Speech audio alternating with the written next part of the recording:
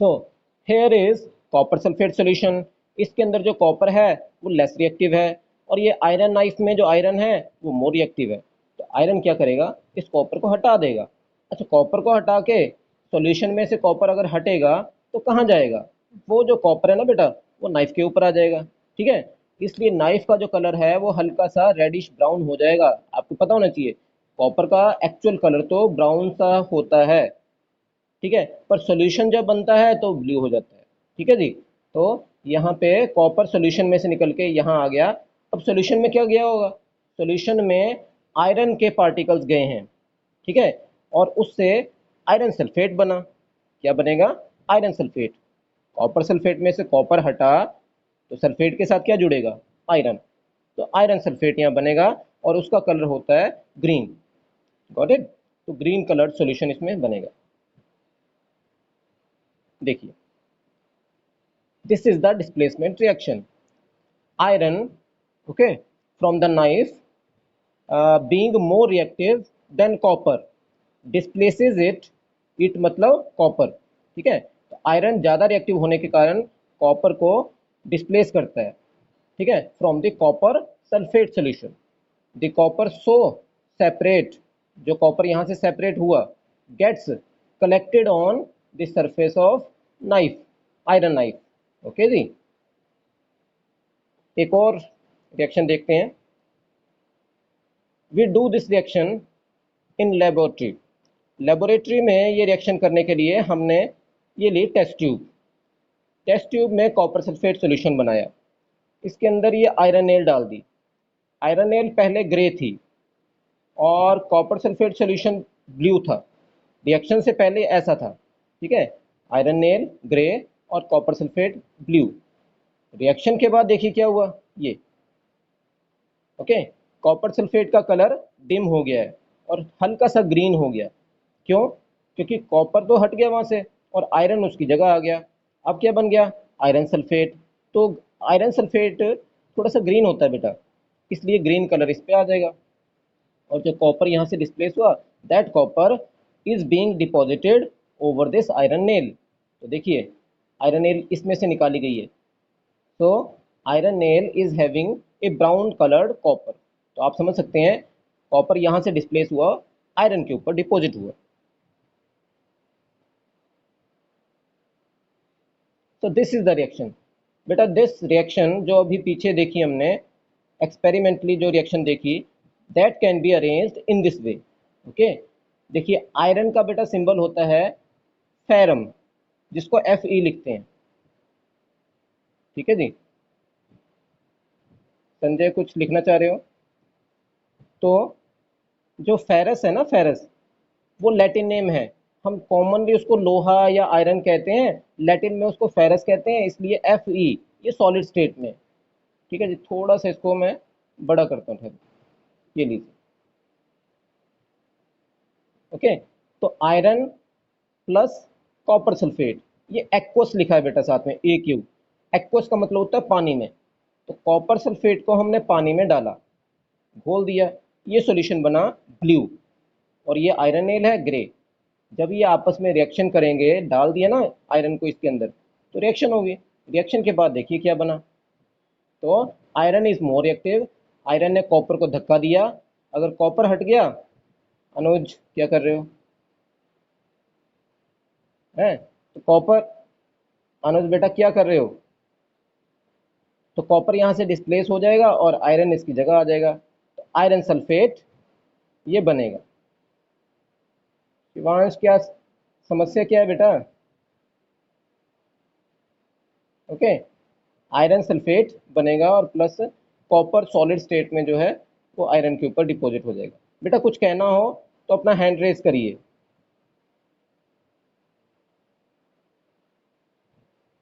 अब मैंने आपको जो रिएक्शन बताई, वो that reaction is carried out so many metals. ऐसा नहीं है कि only iron can do this, और भी कई मेटल्स हैं जो रिएक्शन कर सकती हैं।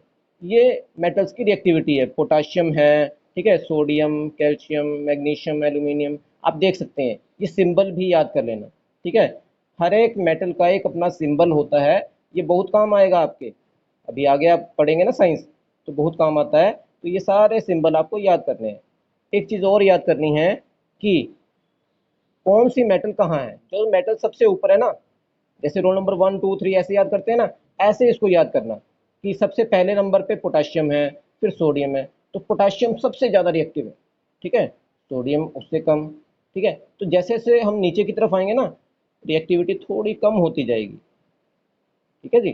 तो इस तरह से रिएक्टिविटी कम होते होते कॉपर लेस रिएक्टिव, ठीक है, मरकरी, सिल्वर, ठीक है, एयू गोल्ड, ये सारे लेस रिएक्टिव है। बेटा क्या कर रहे हैं, स्पर्श हटाओ इसको।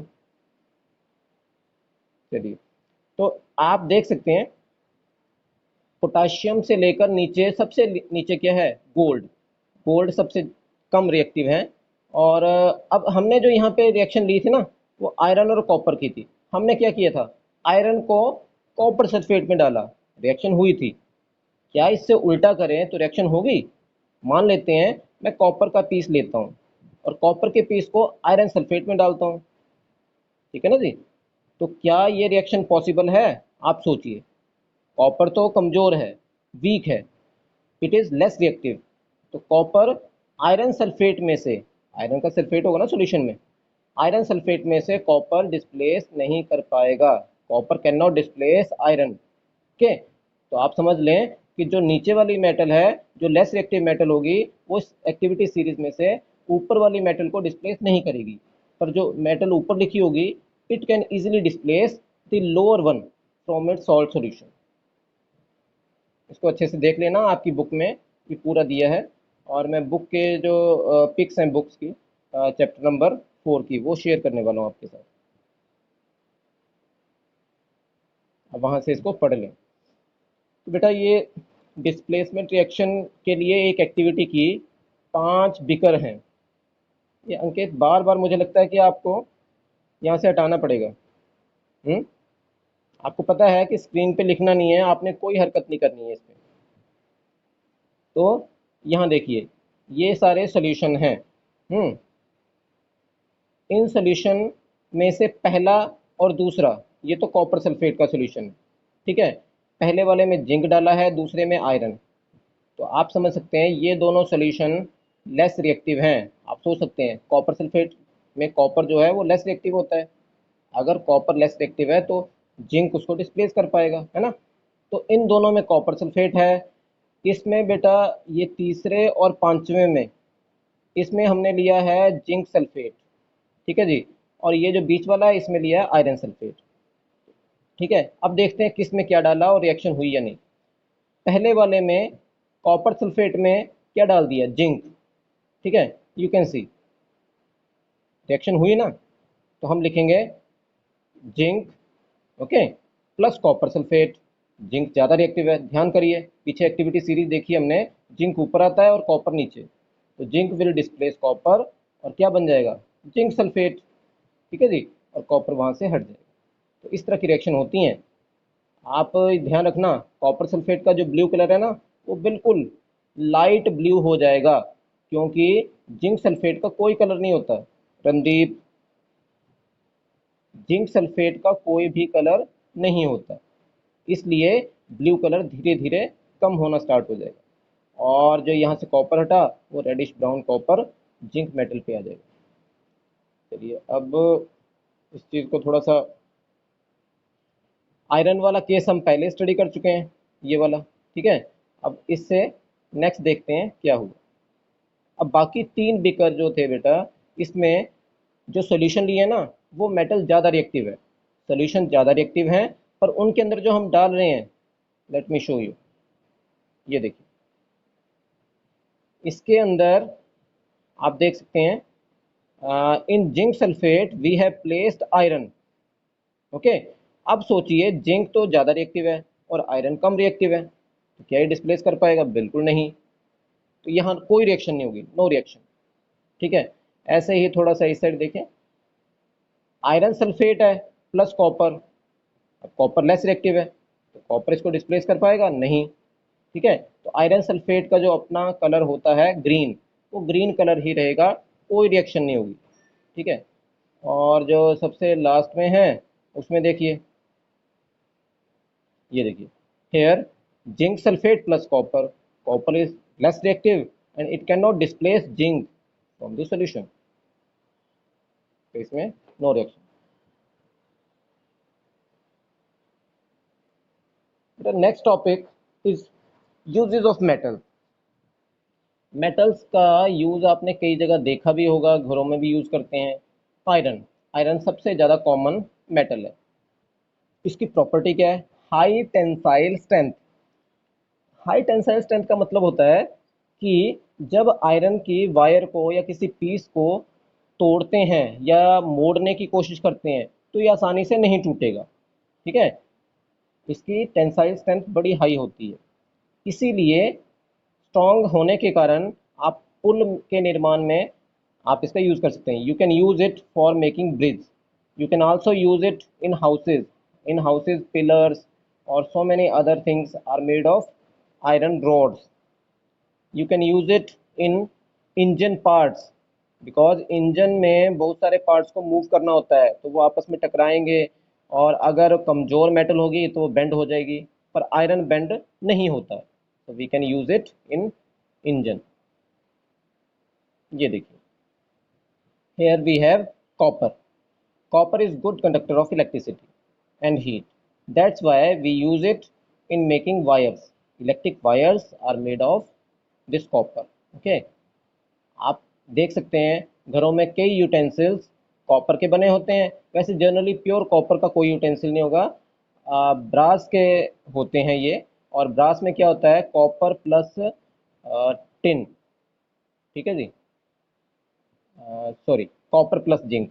ब्रास के अंदर कॉपर प्लस जिंक मिलाते हैं और फिर उस पीतल सुना होगा आपने, उसके बर्तन बनाते हैं। We can use in making coins, copper का यूज़ कर सकते हैं फॉर मेकिंग स्टैच्यूज, मूर्तियाँ वगैरह इसकी बनती हैं। देखिए, गोल्ड और सिल्वर की प्रॉपर्टी है लस्टर शाइन। तो चमक जो होती है ना गोल्ड की, this property can be use to make jewellery, ठीक है, डेकोरेटिव आइटम्स, क्योंकि शाइन होती है इसलिए इससे बना सकते हो। और एक और चीज़ है बेटा, फोटोग्राफी में सिल्वर का यूज़ होता है। सिल्वर का एक सॉल्ट है जिसको कहते हैं सिल्वर क्लोराइड या सिल्वर ब्रोमाइड। तो ये जो सॉल्ट होते हैं ना, उनका यूज़ करके हम ब्लैक एंड वाइट फोटोग्राफी करते हैं, तो सिल्वर का यूज़ ये भी है। अच्छा, यहाँ देखिए, यहाँ क्या है? मरकरी। मरकरी लिक्विड स्टेट में होता है। At room temperature mercury is liquid. So liquid at room temperature एक ये प्रॉपर्टी है। और एक्सपैंड यूनिफॉर्मली, मरकरी ना बराबर एक्सपैंड होता है। ऐसा नहीं कि मरकरी को आपने थोड़ी सी हीट दी तो थोड़ा सा एक्सपैंड हुआ और ज़्यादा हीट मिलने पर एकदम से एक्सपैंड हो जाए, ऐसा नहीं। Sanjay, what happened? ठीक है, तो कभी भी ये मरकरी अचानक एक्सपैंड नहीं होगा। शिवांश, हटाइए इसको। शिवांश, डिलीट करिए, आप अपनी तरफ से कुछ ना करें। ओके। एक्सपैंड यूनिफॉर्मली, तो सिल्वर जैसे एक्सपैंड होगा ना, वैसे धीरे धीरे इसमें टेम्परेचराइज होगा और हम इस टेम्परेचर को देख सकते हैं, मेज़र कर सकते हैं। बेटा ऐसे ही बैरोमीटर, बैरोमीटर एक ऐसा इंस्ट्रूमेंट है जिससे एटमॉस्फेयर के प्रेशर को मेज़र करते हैं। हवा का जो दबाव है ना, एयर प्रेशर, उसको मेज़र करने के लिए हम बैरोमीटर का यूज़ करते हैं। उसके अंदर भी मरकरी होता है। अब देखिए, एल्यूमिनियम क्या क्या प्रॉपर्टी है? लाइट वेट होता है, और क्या है? इलेक्ट्रिसिटी का कंडक्टर है, और डक्टाइल। डक्टाइल मतलब वायर बन सकती हैं, है ना। और इलेक्ट्रिसिटी का कंडक्टर होने के कारण यहाँ पे हम वायर का यूज़ कर सकते हैं इलेक्ट्रिसिटी के लिए, फ्लो ऑफ इलेक्ट्रिसिटी के लिए, ठीक है। और लाइट वेट होने के कारण ये डुरेलियम एलॉय बनाई जाती है। डुरेलियम का मतलब है इसमें मैग्नीज और एल्यूमिनियम मिक्स करके जो एक एलॉय बनेगी, जो नया मिक्सचर बनेगा मेटल का, उसका यूज़ करके आप एरोप्लेन बना सकते हैं। अब देखिए, यहाँ क्या है? Non metal. नॉन मेटल की क्या क्या प्रॉपर्टी होती है? नॉन मेटल की सबसे मेन प्रॉपर्टी तो ये है कि वो सॉफ्ट होती हैं, पर एक नॉन मेटल ऐसी भी है जो हार्ड हार्ड फॉर्म में मिलती है, और उसका नाम है कार्बन। कार्बन एटमॉस्फेयर में ना दो तरह से मिलता है। हमारे नेचर में कार्बन दो तरह से मिलता है, एक तो डायमंड और एक ग्रेफाइट। तो पहले देखिए डायमंड। डायमंड से आप क्या क्या बना सकते हैं? कटिंग टूल्स, ठीक है, जैसे ग्राइंडर, या कटिंग के लिए कोई भी, जैसे ग्लास की कटिंग करनी होती है तो ग्लास को काटने के लिए जो टिप होती है ना नाइफ की, नाइफ का यूज़ करेंगे। नाइफ की टिप पे डायमंड होता है, तो उससे आप इसको ग्लासेस को काट सकते हैं। और ज्वेलरी में तो करते ही हैं, पता ही है हमें, ठीक है, डायमंड रिंग, डायमंड का हार। तो इस तरह से ज्वेलरी में भी इसका यूज़ करेंगे। तो मैंने जैसे आपको बताया, ठीक है, the carbon is a non-metal which has two forms. In nature, it is found in the form of diamond or in the form of graphite. Both are useful. तो ग्रेफाइट का यूज़ क्या है? ग्रेफाइट का use करके आप pencil, lead बना सकते हैं। बचपन से जब आपने लिखना स्टार्ट किया तो पेंसिल ही हाथ में पकड़ी होगी, ठीक है, उस पेंसिल के अंदर ये ब्लैक कलर का ग्रेफाइट होता है, उसकी हेल्प से लिखते हैं हम, है ना। तो ये भी कार्बन का ही एक फॉर्म है, ग्रेफाइट के अंदर भी कार्बन ही होता है ना। तो इसका यूज़ करके हम अपने राइटिंग सुधार सकते हैं और ड्राइंग्स बना सकते हैं। यहाँ देखिए, नॉन मेटल में सल्फर है। बेटा सल्फर येलो कलर का एक पाउडर सा होता है, और ये सल्फर हमें पत्थरों से मिलता है, ठीक है। तो रॉक्स में से सल्फर को निकाल लेते हैं और फिर उसका यूज़ करते हैं। अब सल्फर का यूज़ क्या है? गन पाउडर बनाने के लिए। गन पाउडर इसलिए बनाते हैं क्योंकि सल्फर जो है ना, इसकी प्रॉपर्टी है कि आसानी से आग पकड़ लेता है, एकदम से पिघल जाएगा, गैस बन जाएगी इसकी, और गैस बनेगी तो बुलेट बड़ी स्पीड से जाएगी।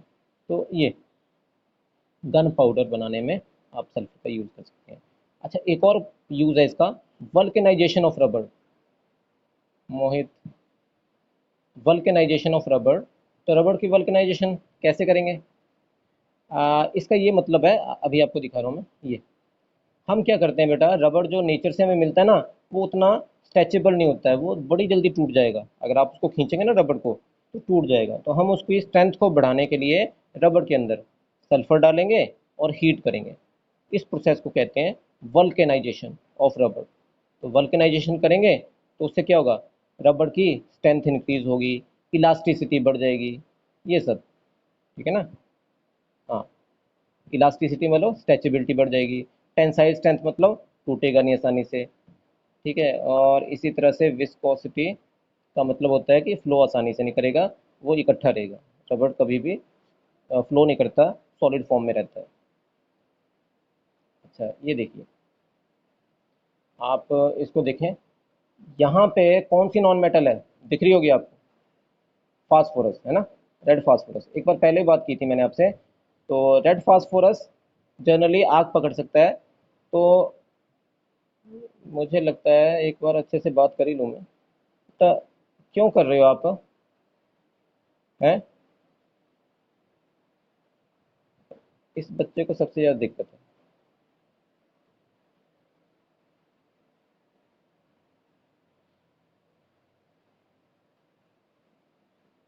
अंकुर, आई एम कीपिंग यू। अंकुर, एक मिनट, आप अनम्यूट करिए अपने आप को। अंकुर, मैं आपको रिमूव कर रहा हूँ यहाँ से।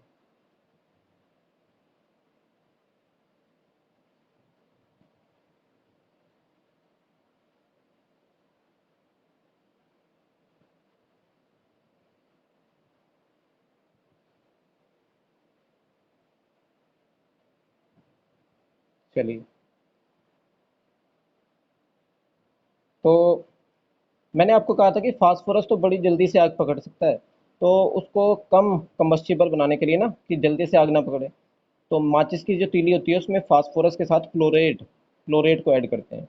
तो इन दोनों को मिलाने से क्या होता है, थोड़ा सा टेम्परेचर कम हो जाता है उसका।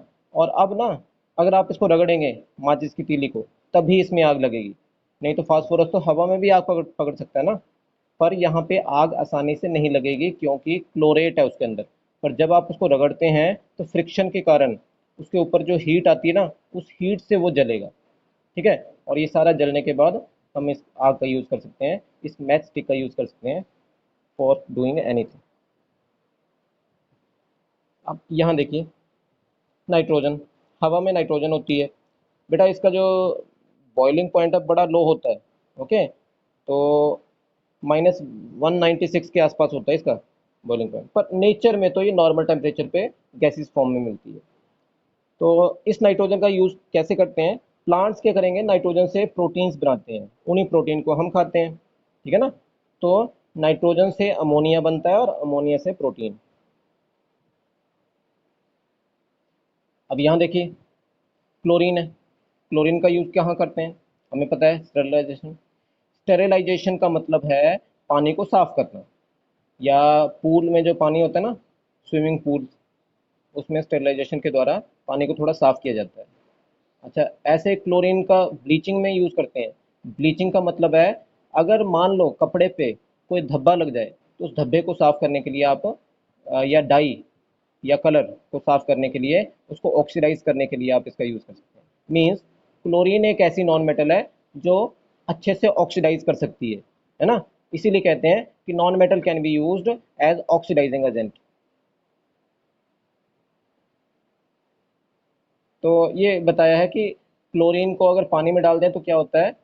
ओके, तो वाटर विद माइक्रोब्स, स्टरलाइजेशन होती है और माइक्रोब्स उसमें मर जाएंगे, and after the death of microbes, water without microbes is fit for drinking. तो क्लोरीन का ये यूज़ बहुत पहले से आप जानते होंगे। हाइड्रोजन, हाइड्रोजन का हाई कंबस्टिबल पॉइंट होने, सॉरी, कंबस्शन तो बड़े आसानी से होता है, पर हाई कैलोरीफिक वैल्यू होने के कारण बड़ी लार्ज अमाउंट में हीट प्रोड्यूस होती है इसमें, और जितनी ज़्यादा हीट प्रोड्यूस होगी उतनी तेज़ी से रॉकेट ऊपर जाएगा। तो हाइड्रोजन यूज्ड इन रॉकेट्स,